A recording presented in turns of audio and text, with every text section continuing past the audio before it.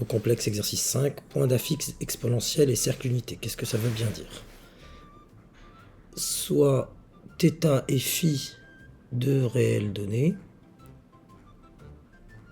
Comment définir géométriquement le point uθ d'affixe exponentielle de iθ? Donc exponentielle de iθ.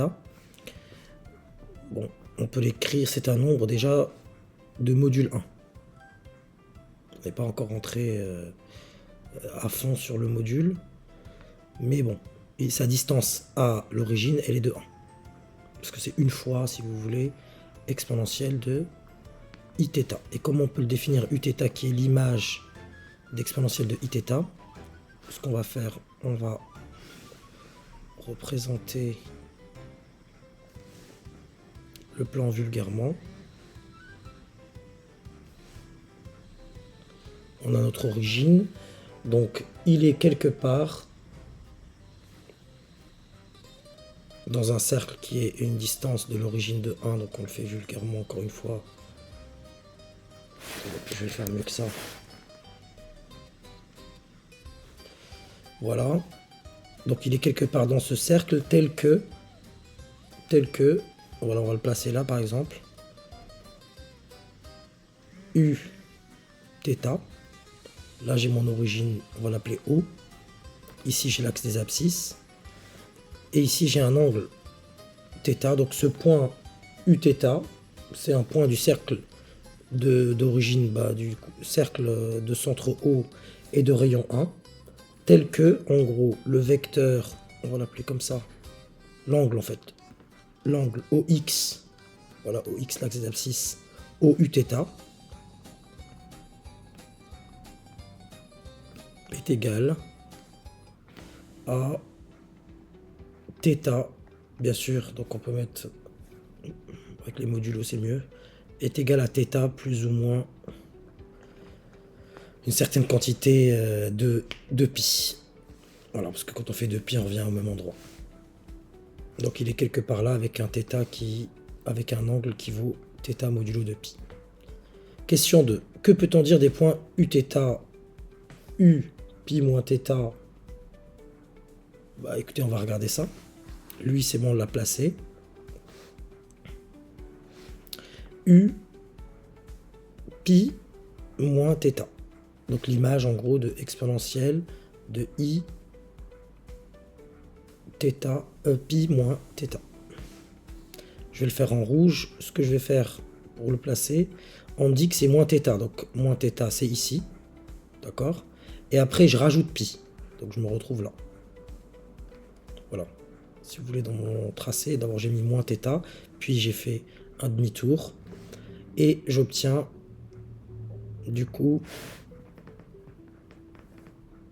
le point qui m'intéresse, c'est-à-dire u pi moins θ. U pi plus θ, donc là je suis à θ, et on me demande du coup de rajouter pi. Hop. Je me retrouve ici. U pi plus θ. Pour pas vous embrouiller tout à l'heure, en fait, je fais ici, puis après je tourne comme ça. Dans le sens contraire des aiguilles d'une montre.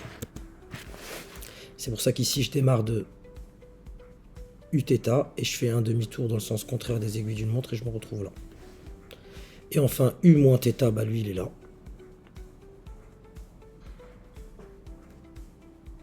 U moins θ.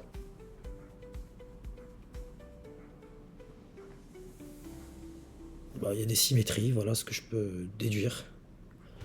Que celui-là, il est symétrique par rapport à celui-là, par rapport à l'axe des abscisses. Lui, avec lui, c'est une symétrie centrale par rapport à O. Et pareil pour lui, avec lui, etc. Donc, des symétries sont symétriques. Représenter les points d'affixe exponentielle de i pi sur 2. Donc là, je refais. C'est vrai qu'on rentre directement sur la géométrie, mais bon, c'est pas bien compliqué en réalité. Et revoyez votre cours, hein, dès le départ là sur l'aspect géométrique des nombres complexes. Et ça se limite pas à savoir qu'un point appartient à la médiatrice ou qu'il appartient à un cercle. en prépa en tout cas. Donc là pareil, je fais un petit repère. Voilà. Je trace mon cercle.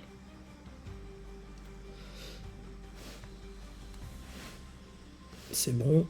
Et après on dit exponentielle de I pi sur 2. Donc il appartient au cercle et il forme ici, si je pars de là, un 90 degrés dans les sens contraires des aiguilles d'une montre. Bah le déplacement il est là quoi.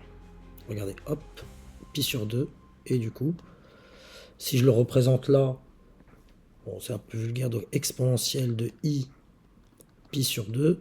Et je me rends compte qu'en finalement c'est I. Exponentielle de I pi.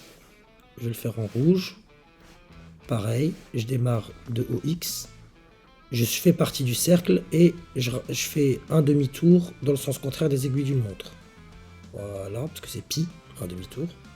Je me retrouve là, exponentielle de I pi. Et je constate que c'est égal à moins 1, ce qui donne la fameuse formule. Parce que là on est à moins 1, répartie réelle, moins 1. Ça donne la fameuse formule. Donc là, si j'ai I pi moins 1 est égal à moins 1, donc 1 plus exponentielle de I pi égale à 0. Et là, on retrouve pas mal d'éléments. L'élément neutre de l'addition, l'élément neutre de la multiplication, de la géométrie, de l'analyse. Voilà. Et c'est vrai, 1 plus exponentielle de I pi égale à 0. C'est cohérent. Et exponentielle de moins I pi sur 2, donc si vous voulez, c'est un quart de tour, mais dans le sens contraire des aiguilles, dans le sens des aiguilles d'une montre, par contre, excusez-moi, hop, et je me retrouve là, et je constate que exponentielle de moins I pi sur 2 égale à moins I. Et dernière question, comment, donc là je vais effacer encore pour y voir un peu plus clair. Comment peut-on construire U θ plus phi à partir de U θ et phi? C'est ce qu'on fait depuis tout à l'heure, à vrai dire. On va considérer encore une fois notre plan.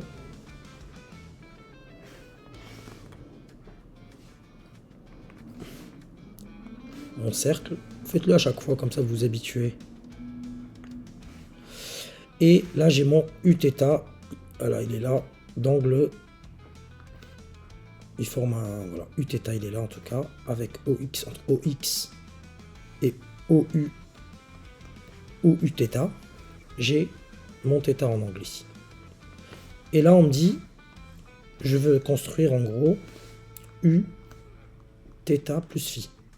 Et ben U θ je l'ai déjà, il est là.